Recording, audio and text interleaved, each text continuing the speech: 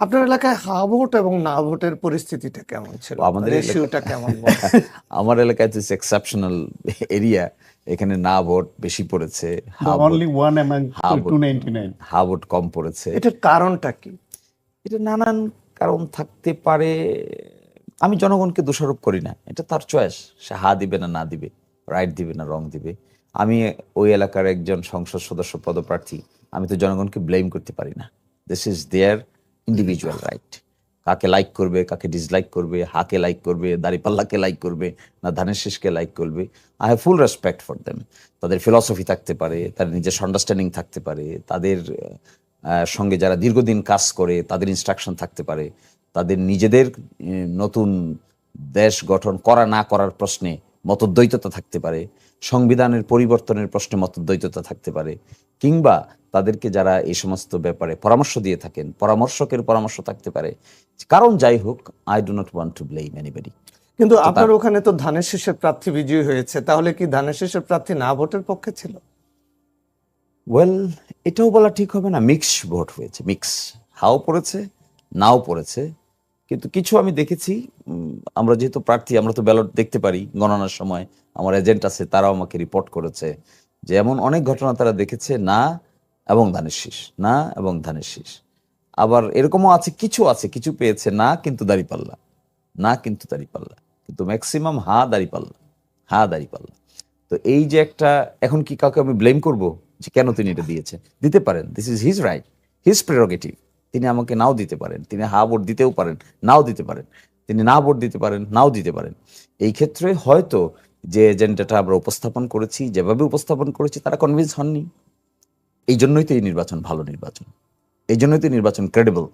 যদি যেটা আমরা উপস্থাপন করতাম এটাকেই তারা অ্যাকসেপ্ট করতে বাধ্য হতো, আগে যা হতো, তাহলে তার ক্রেডিবল ইলেকশন হতো না, জবাবদিহিতামূলক নির্বাচন হতো না। এই যে চুজিং ক্যাপাসিটিটা, এই ক্যাপাসিটিটা তারা অ্যাপ্লাই করেছে। I have full respect for them. আমি তাদের এই জন্য মোটেও ক্রিটিসাইজ করি না। আমার এলাকার জনগণকে আমি মাঝে মাঝে দেখি ফেসবুকে অনেকে ব্লেম করে, এটা বলে ওইটা বলে, কেন ভোট দিল না, কি করলো না করলো। আমি মনে করি এটাও করা উচিত না। কিন্তু বাংলাদেশে যেই কয়টি আপনার আলোচিত এলাকা ছিল, সংসদীয় আসন ছিল, তার ভিতরে আপনার আসনটি মানে নানা কারণে মানুষের নজরে ছিল।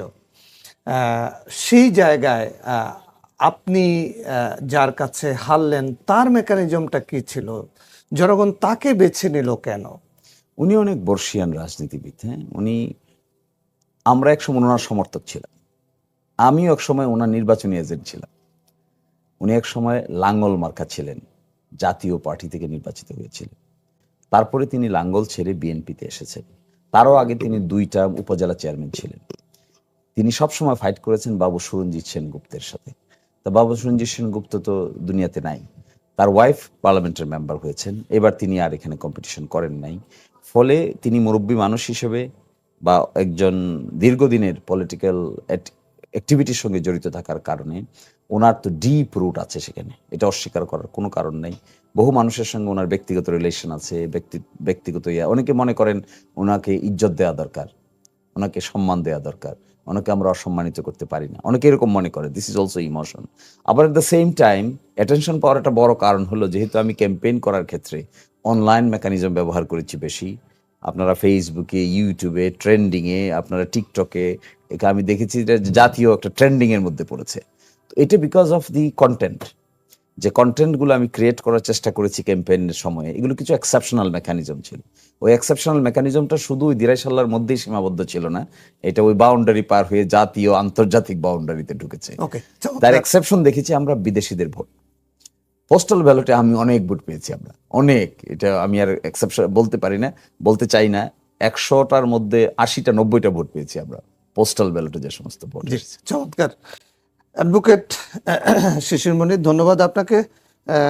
ডক্টর সাখাওয়াত হোসেন সায়ন্ত, আমরা এই নির্বাচনে দেখলাম যে না ভোটের পক্ষে পতিত এবং কার্যক্রম নিষিদ্ধ আওয়ামী লীগের প্রচারণা সবচেয়ে বেশি ছিল, এবং তারা এটাও ক্যাম্পেইন করেছিল যে নো ভোট নো ভোট।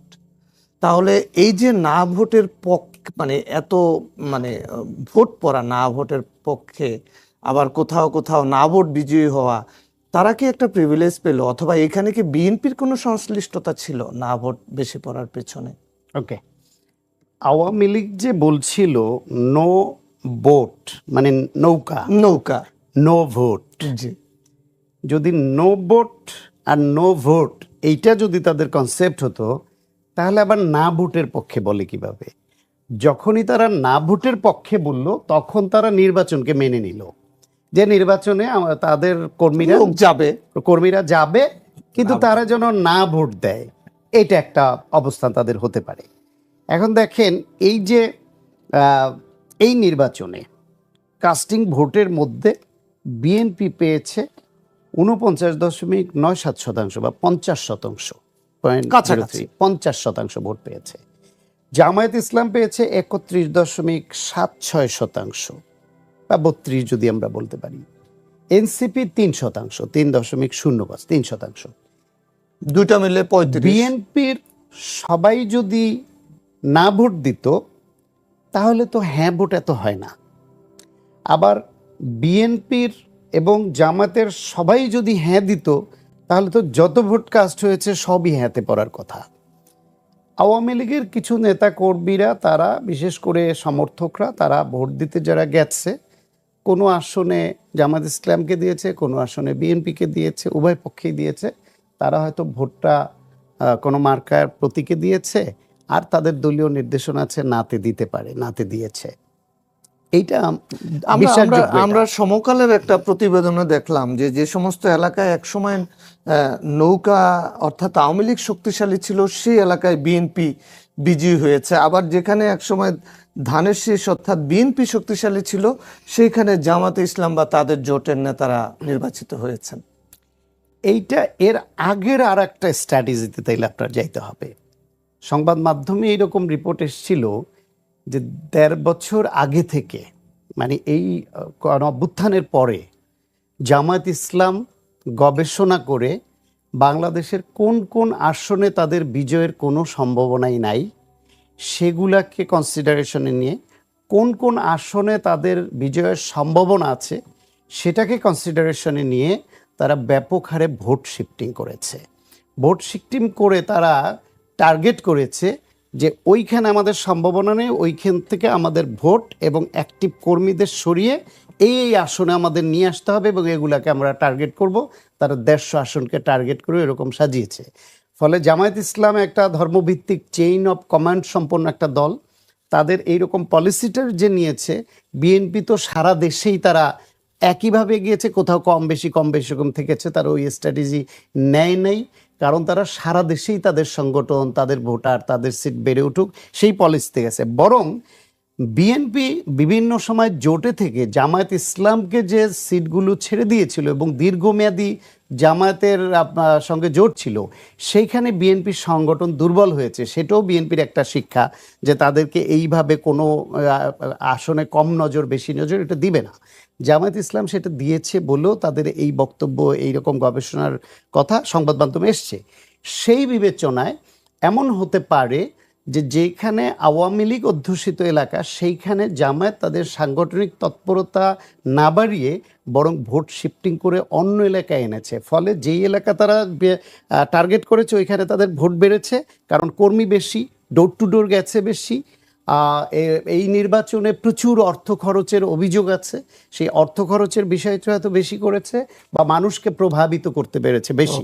আরেকটা বলি, যেমন জামাতের সাবেক নায়েবে আমির ডাক্তার আবদুল্লাহ মোহাম্মদ তাহের, ওই আসন কিন্তু আওয়ামী লীগ বেশ ভালো ভোট পেত এবং তিনি প্রকাশ্য বক্তৃতায় আওয়ামী লীগের নেতাকর্মীদের উদ্দেশ্যে বলেছিলেন যে এইবার তো মুজিব ভাই নাই, এবার আমারে দেন, মুজিব ভাই আইলে আবার দেখা যাইব।